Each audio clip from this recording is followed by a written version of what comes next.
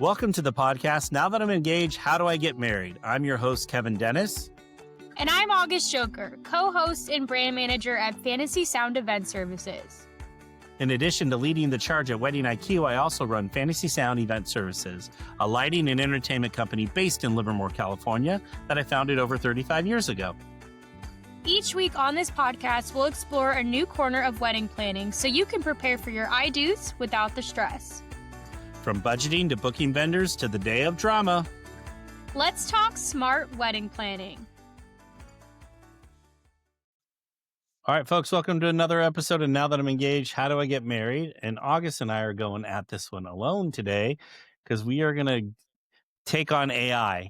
So it's topic of today is wedding pros versus AI. Who knows weddings best? So August, we got this idea from our friend Maggie at the Lighthouse at Glen Clove Marina in Vallejo, California, didn't we? We did, yeah. We were at a networking event the other day, and she was talking about having some kind of hotline for wedding pros or couples to ask wedding pros and have it available. But then it kind of evolved into this topic where basically you could have a podcast episode where we have a wedding planning question. Kevin and I will answer that question, and then we'll also input that same question into ChatGPT and see if we have similar answers, if they differ. And we're going to have no idea what Chat's going to say, but maybe they will back us up. Maybe they won't. But of course, we're hoping that we can prove that while AI is a good starting point during the planning process, working with real wedding professionals is what makes a difference throughout that process. All right. I love it. So we're going to divide it up into 4 different categories. So we got budget and logistics. I promise I could talk. Traditions and etiquette, vendors and services, and tricky scenarios. So, all right. You ready to dive in? Yeah, I'm a little nervous. Are you nervous? I'm not nervous. I'm not afraid. You're not afraid of the bot. No. All right. How do we decide what's worth splurging on versus when to save when planning a wedding? You want to start this one off? Well, I'm going to see, and this is where I'm going to say you're going to splurge on things that are important to you. So if I'm a foodie, I'm going to get better food. If I love flowers, I'm going to spend a lot of money on flowers. If photographers are important to me, I'm going to splurge on photographers. If I want people dancing all night, DJ or band, that's what's going to be important to me. And where to save to me is the items that, are not as important to me. So if flowers are not as important to me, maybe I do candles on the table, or maybe I do something a little different, like table arrangement wise or something like that. But I think this is going to be what's important to the couple is going to determine the answer to this question. Yeah, I would agree with that. And I'm going to cheat a little bit and kind of pull something from our one of our more recent episodes where we had a past couple on, DJ and Jacob, and we had asked them a similar question, and they had answered finding out what your non-negotiables are first, because that's going to drive the entire planning process. And that's very similar to what you just said, Kevin. So what is a priority to you? Like, what vendor is a priority? What aspects of the day are a priority? Because obviously you're not going to want to splurge on something that, at the end of the day, isn't going to bring you much joy on your wedding day. I mean, obviously there are going to be some things you have to have. Like, you're not going to want to spend a lot of money on anything really, but some things are essential to the day. So it's just figuring out that first before you set the budget, and then you can kind of go from there. Love it. All right, I've cheated and okay, let me put mine question. In, yep. And then you read it off while I put mine in. All right, so I asked "Hey girl, hey," because that's what I call ChatGPT. So, hey girl, hey. Hey girl, hey, and hey girl, hey. Oh, this is long. Yeah, she gave me a lot of answers. Maybe I should ask for a summary. So great question. Weddings can get overwhelming and expensive fast. So deciding on where to splurge versus save really comes down to what matters most to you as a couple. So kind of what we were saying and what your guests will actually notice. So here's a breakdown to help. So hey girl, hey said, splurge on high impact, high memory.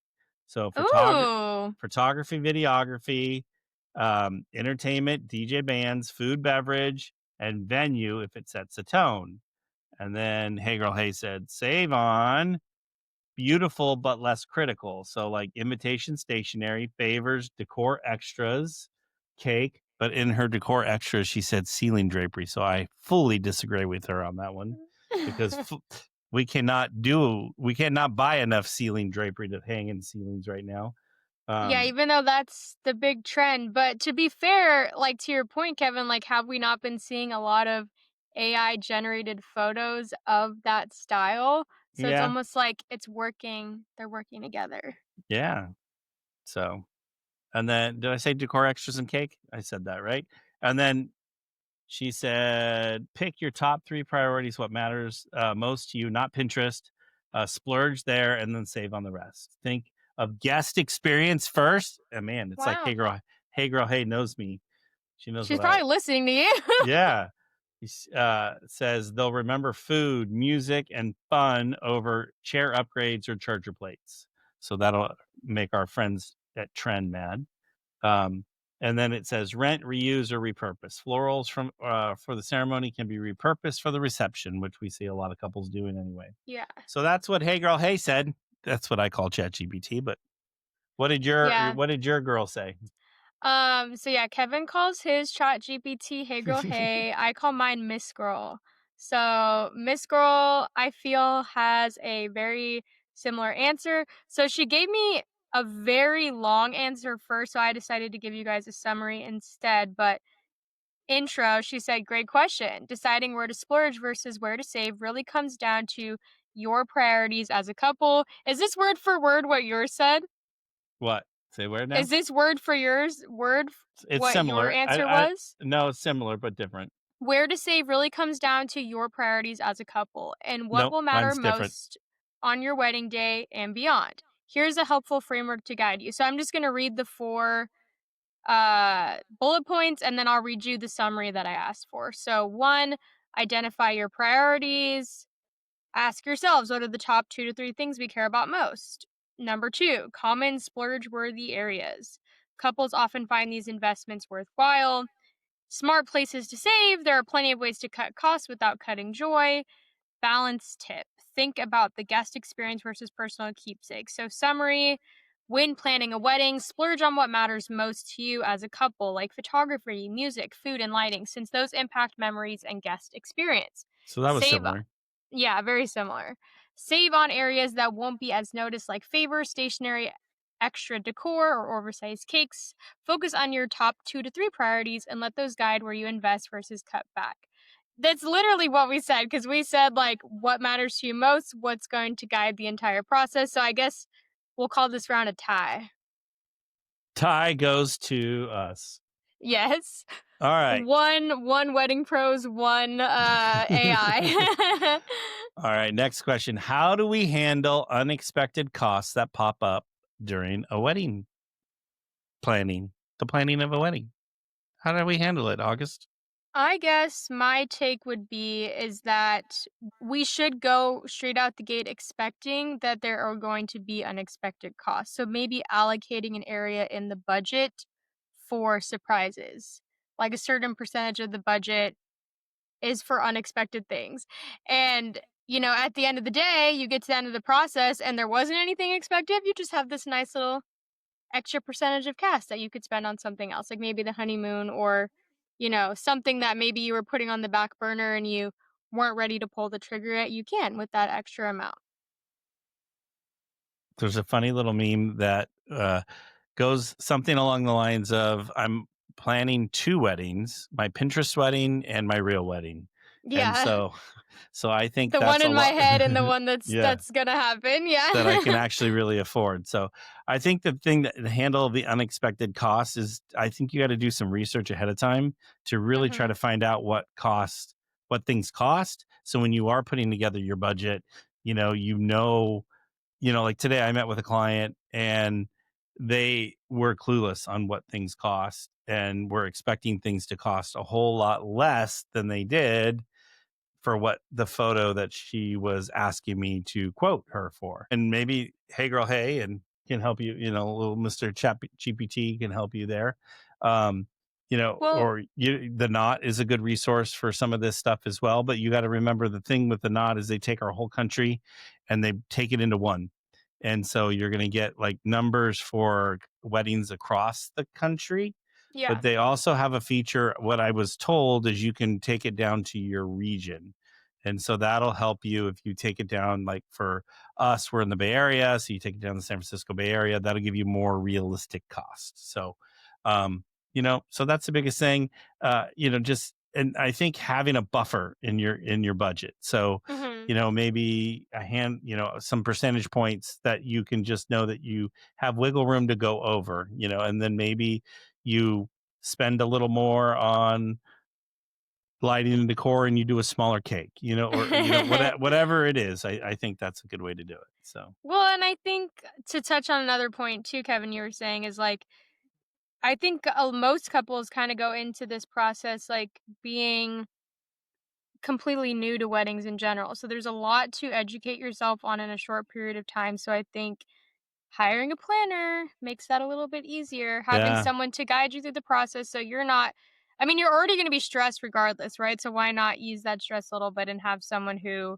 knows this like the back of their hand? And I can say like I know Kevin, you've been in the industry for a long time. I've been she in just like, called me old. well, okay. Listen, sir. And I've been in the industry for about 10 years and I still feel like I'm learning something new every day. So I can't even imagine how overwhelming that is for a couple that's just coming straight into it. So I think hiring a planner will also help with, handling those unexpected costs if they do arise. Love it. All right, you All ready for right. Hey Girl Hey? Yeah, yeah. Let me get mine ready to go. All right, she said, "Oh, yes, the sneaky, unexpected costs. Almost every couple runs into them. The good news is if you plan for them ahead of time, they don't have to derail your budget or stress you out. Here's how to handle them. First, expect the unexpected. Add a buffer of 10 to 15% to your total 10 budgeting. to 15. Yeah, right from the start. So we're kind of there, and then that way, when a surprise pops up, and they will, you are already accounted for them. So common unexpected costs are service fees and gratuities, overtime fees, alterations and accessories, permits and insurance, delivery and setup fees, beauty trials, tips for vendors, and how to handle them gracefully is to track everything in real time, make trade off decisions, and lean on your priorities. Go back to your top three splurge categories, and you'll know where to protect the funds and where to cut when needed. And the other thing they said, negotiate upfront. So, Oh, and yeah. you want to know she gave me a pro tip too. Oh, yeah. Let's hear it. She said, create a little oops fund envelope. Oops. Yeah, digital or actual cash, just for the unexpected costs. If you don't end up using it all, that's honeymoon money. I feel like Hey Girl Hey is like got way more Listening. personality than Miss Mm, Girl does. yeah. I've taught Hey Girl, Hey Well. All right. Yeah, yeah. This Okay, per so I also like how Hey Girl Hey tied it back to your initial first question. Kind of looped to full circle moment there. That was cool. So Miss Scroll says, unexpected costs are almost guaranteed in wedding planning, but you can handle them without too much stress if you plan ahead. So, number one, build a cushion. When setting your budget, add 10 to 15% buffer for surprises like extra rentals, last minute decor, or vendor overtime. That way, when mm. something pops up, you're prepared. Number two, prioritize needs versus wants. This one's probably a hard one for everyone to do. Oh, Um, 100%.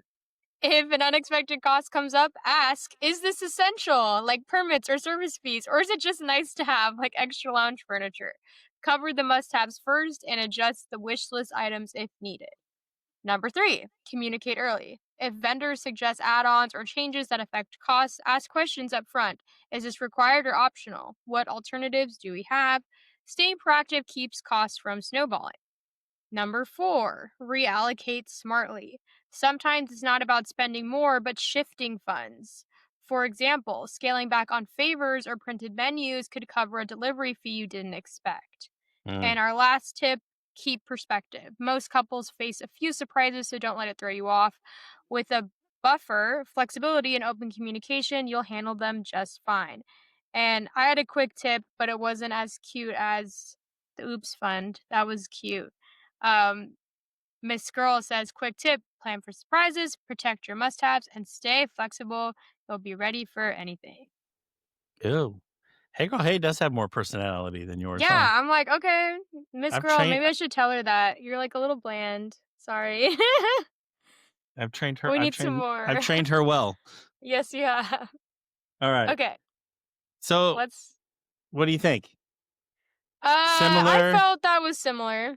Yeah. God, we're not so we're at a tie. 2 questions in and we're still tied. I guess it's not a bad All right, are we thing, ready? right?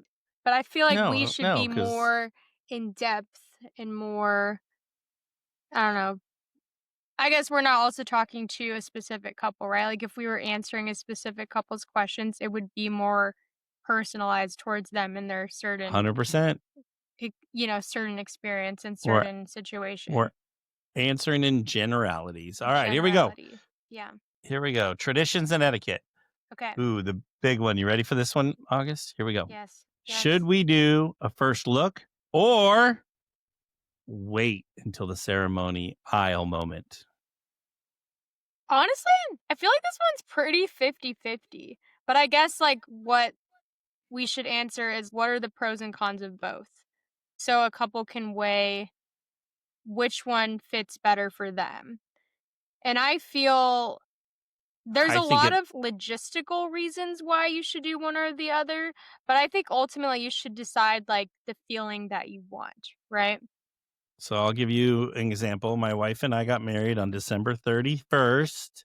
So not a lot of sunlight, Yes. right? And we got married at 7 o'clock in the evening because we wanted to ring in the new year at our venue with our guests. So we had to do a first look if we wanted to get any like outdoor photos of us like around the vineyard or Yeah. of the venue or just any of that stuff done outdoors. We had to do a first look, so we kind of had no choice. So I think a lot of it can come down to your time of year.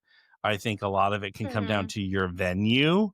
Like, does your venue allow you, not that the venue allows you, but does the venue space allow for you to create an intimate moment for a first look? So if I was getting married in a Yeah. hotel, it's a little harder to create a first look at a hotel because there's so many people in public spaces. And I don't, going back to Or it's DJ, loud, it's well, but not even going very back to DJ quiet. and Jacob, remember when they did their first look in the garden on the side of the mission there, Yeah. and there was people reading signs and we had to like, hey, Mr. Lakers jersey man, Yeah. get out of the bride and groom shop, please. So anyway, so I think Yeah. there's some of that. And then some people just want to wait and be traditional. So that's the thing. Weddings, we got to remember, weddings are very non-traditional right now. We're Yeah. in the non-traditional era, quoting Miss Taylor Swift, of weddings right now. So that could change too, depending on what circle. Or I always say weddings are like a circle of life. They continue to evolve, and then we come back to everything, Yeah, what and then goes we around go, comes around. yeah, and we go all the way around, and then we're back to the black and white and very formal again. But Mhm. so anyway, it's like I think some of that is where we are with traditions right now. Like some couples, their parents they may want them. You're not doing a first look, or no, you're not doing that. So I think everybody is going to be a little different based on, just Yeah. based on them and what I they need. I really feel in my experience with planning that I really think most couples already have that idea in their mind. I don't think I've ever had a couple come and be like, "Hey, should we do this or this?" I feel like if they really want to wait until the ceremony aisle moment, they're going to, and nothing's going to get in their way of doing that because I do think that is a very special and emotional moment. But as far as like logistical reasons, like the reason we sometimes push the first look was for the photography, right? Like you have more Hmm. time to take photos with your wedding party and with your family and get more couples portraits in, and ultimately that helps you because you can enjoy the cocktail hour later. Like you can Yep. Which most enjoy, couples miss. which most couples miss. And to bring up DJ and Jacob again, if you guys go and listen to that episode, they said that they really liked that moment and that was a moment they wanted to continue to relive if they could.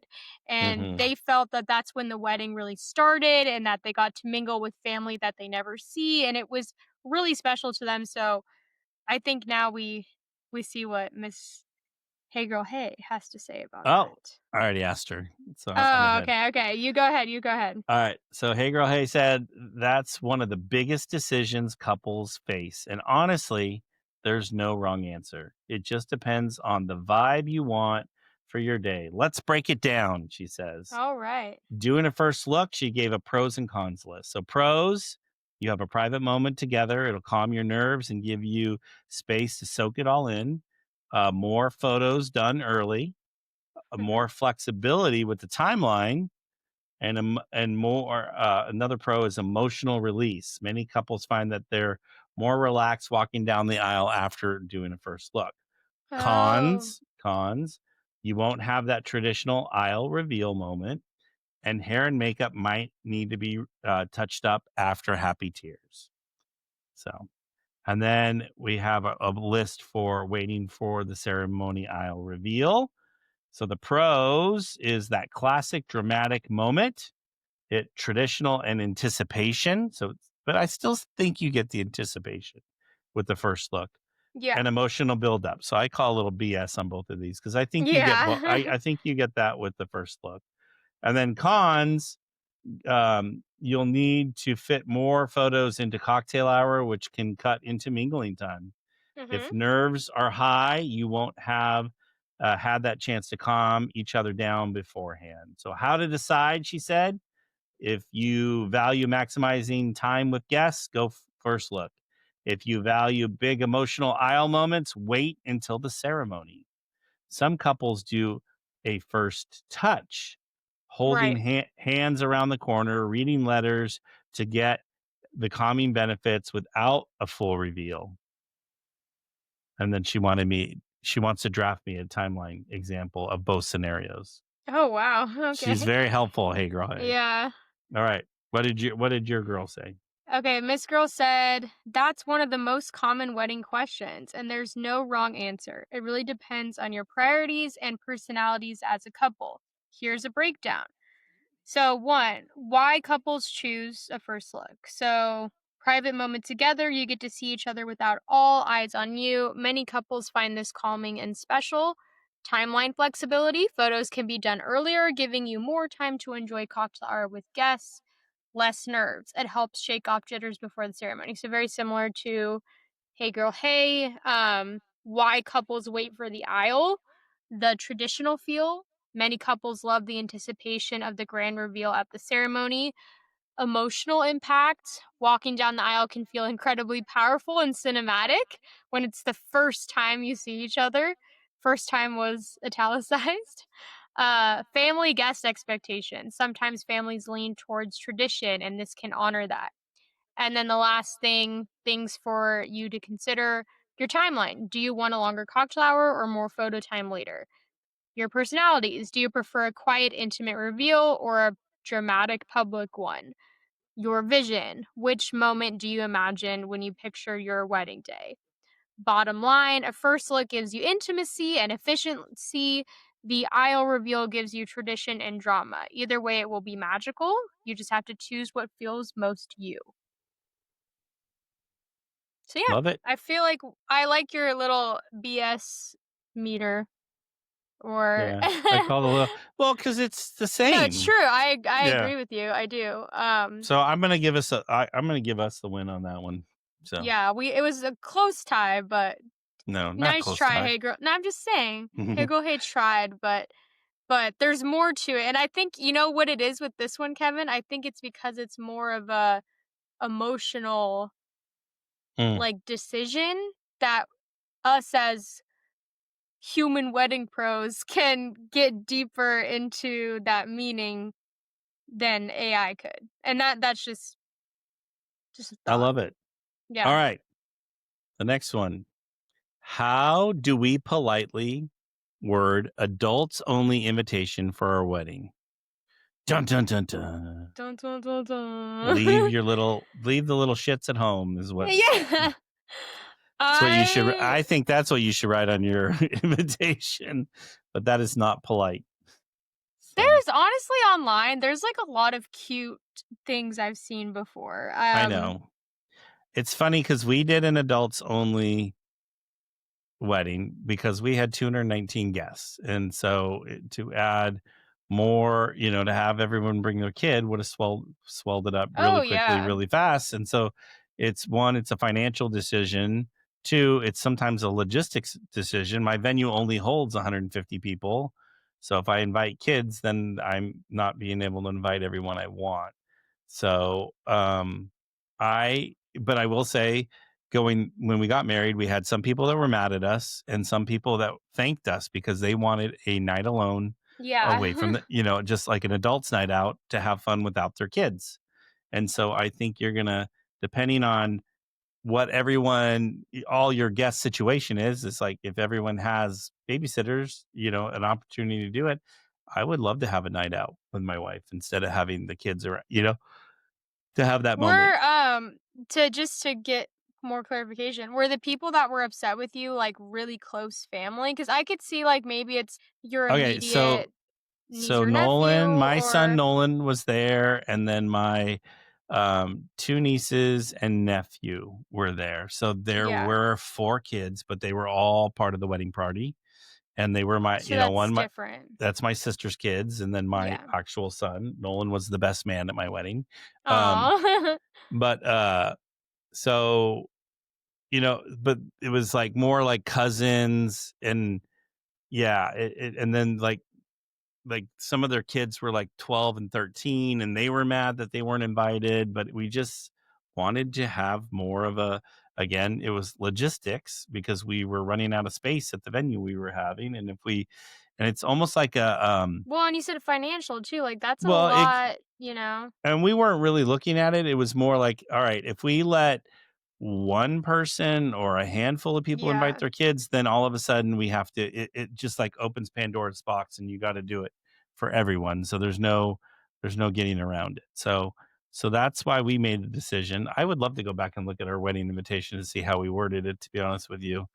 Yeah. So, but, but I think again, you can throw it into good old Hey Girl Hey and or Google. There's so many ways. Etsy, yeah. Yeah. Yeah. You're hire a professional invitation person and they're gonna have probably some of the fun, cute, because there's obviously, very formal ways of saying it and very like fun ways of saying it, I like the cute. cutesy ways because I feel like it Yeah. takes the tension out a little bit, Yeah. so And just know you're gonna piss people off. And no matter but also you're gonna going through this process, you're gonna make someone mad. You can't It's very rare you plan a wedding where you didn't make someone upset. So yeah, and if you did, let us know because that's crazy. yeah, we want Yeah, to interview you. So yeah. all right, what do you think? I Okay, went on I went off on a tangent. Sorry. I no, no, apologize. I'm trying to think because I really came into this trying not to do any prep work, but like I said, I've definitely seen, um, like, cutesy little ways of saying it before, but I mean, I feel like you just can be respectful, like this. I don't. I honestly like as much as I love the cute stuff too. I don't really feel like you need to beat around the bush. Like at the end of the day, this is your day, and I feel like you can just say something like, as much as we love your kiddos, like we ask you leave them at home. Like this is going to Mhm. be an adult only atmosphere. And I had a friend who got married a couple years ago, and when she sent out the invites, again, I can't remember what it said exactly, but she was having a kid's wedding, and then she had recently reconnected with a cousin she hadn't talked to in a long time, and she had just had a baby, and um, because she really wanted the cousin to come and because she just had the baby, she did make one exception for one kid coming, and that was, like, this huge uproar in her family, and it was a big deal, and everyone was upset because other, nieces, nephews, cousins were being left out, but yeah, like you said, you're not going to make everybody happy, so I I actually, like as a kid, remember one wedding. I was in the wedding, and I yeah. just remember causing hell at the wedding, like running around, and I was wearing a tux, and my tux was covered in like Kool-Aid punch, You you remember know. as a kid Oh, causing hell, but th- so but that's yeah. but that's all. I mean, but like I don't I've been I don't remember other weddings, and the only reason why it's just I don't know why I remember that wedding, but me and my cousins we were like causing trouble. We were running around and being silly and stupid, and Yeah, the we were weddings I doing every remember as yeah. a kid, it was like, yeah, find all my little friends, drink a bunch of Shirley Temples, and just, like, get crazy on the dance floor, so that's all I remember. All right, let's Alright, let's do dive it. in. So Hey Girl Hey with her personality says, "Ah, yes, no kids wording, such a delicate one. You want to be clear so no one's confused, but also be polite so no one's offended. Here are some graceful ways to phrase it." So she did formal. We respectfully request an adults only celebration. Mhm. Although we love your little ones, our wedding will be an adults only event. We kindly request that our special day be celebrated in the company of adults only. So that was very formal. I like that So, one, though. yeah, warm and playful is to give all our guests the opportunity to relax and celebrate. We politely request no children at the reception. While we adore your children, we want you to have a night off. Please join us for an adult only evening. Our wedding will be a night for grown-ups. Dress up, let loose, and enjoy it. Mhm. And then her pro tips were in envelope addressing matters. So only list the invited names. So don't write the Smith family if kids are not invited. Yeah. That's like a common one. Yeah. Include on the detail cards or the website. Add a polite note so there's no such confusion, and have a gentle verbal response ready. If asked, you can say, "We love your kiddos, but we decided to keep our wedding adults only. So everyone can relax and celebrate with us." And then she wanted to know, do you want me to put together a few website FAQs examples? Yeah, mine did that too, like a Yeah. slightly longer explanation to Yeah. put on the wedding website FAQ section. So, Um, yeah, I feel that was very similar to us. Miss Girl said, "This is such a thoughtful question because wording it with care makes all the difference. Here are a few polite, clear, and loving ways to say adults only on your invitations or wedding website." So, first section. Who? Formal and polite. We res- this one was word for word one of the ones you had. So we respectfully request an adults only celebration. all right. And then to allow all guests to relax and enjoy themselves, we kindly request no children at the reception, very similar to yours as well. Next section is simple and clear. It's almost too simple and clear. Adult reception to follow, and this Hmm. will be an adults only event. That feels like a little harsh, honestly. Um, Yo, warm and don't bring your y- kids. don't bring your kids. um, Or Guido warm. in the corner is going to take you out. We're gonna check your name at the door. Warm and gracious. So we love your little ones, but this is an adults only celebration. Thank you for understanding. And then, as much as we adore your children, we kindly ask that you join us for an evening reserved just for grown-ups. And then, yeah, it just says where to put it. And then, pro tip, keep it short, kind, and consistent. And let your guests know early so they have time to arrange childcare. I'll So, call that yeah, one a tie. yeah. So, Well, and all I right. guess, Kevin, I know we've only been through 4 questions. Do I we want know. to do all 8 today, or do we do a part 2? I think we're gonna have to do a part 2 because we're running up on our Yeah. time. I was We'll just gonna keep the suggest. suspense for the audience. You'll have to Yeah. wait to hear about vendors and services and tricky scenarios, which is, I think, going to be an interesting one. I'm interested to hear what Hager Hay says about tricky scenarios. Well, yeah, and it's funny to me. I wonder if Hey Girl Hey's sassy because I'm sassy, and Miss Girl is night nice and polite because you're nice and polite. But are What do you you- sassy too, Hey Girl Hey, or is it just like the way you Well, I mean, I just do call her talk Hey Girl and Hey. That's kind of sassy to start off with. yeah, that's fair. That's fair. And she calls me Hey Yeah. Girl Hey back. So my I ChatGPT start I thinks start mine with I'm a female. like, "Oh my god, I'm so sorry for bothering you. Like, can you please help me answer this question?" Like that's and then like, "Thank you so much." Cuz remember I have said thank you, and I've said it. I said thanks, Chica, one time. Every time, Chica. yeah. So I guess I am a little sassier with my with Well, and my. there's that ongoing joke that people were saying like since the start of like, AI being more accessible to the general public, but just always say please and thank you to your chat GPT so you don't get I do. murdered later. So No, I Hey think Girl it's Hey. just a I think Hey Girl Hey will save me from a bot someday. yeah. I think she knows that She'll be you like, no, I like him. He's funny. I'm gonna keep him. yeah. So. Let's keep them around. All right. We're going to wrap up. We hit our time limit for this episode. So we will see Mhm. you guys all. And we will do a part 2 of AI versus the real thing. But so far, I think we're winning by like a A little smidgen. bit. I think Yeah. we need to We need to get harder. Well, I think it's going to, the tricky scenarios, I think that's maybe where we're going to win. where we're going to pull ahead. Yeah, I agree. Yeah. So, to be continued. All right. And don't forget, if you have questions, to send them on over to us at Podcast at Fantasy Sound. We'd be happy to answer them and then even throw them in our new series and ask our little friend ChatGPT. And the reason why, just so you know, we were doing two different, did we explain this? Why we did two different ChatGPTs? I guess not like fully, but I feel like it was because we just wanted to see if it was consistent with its advice, right?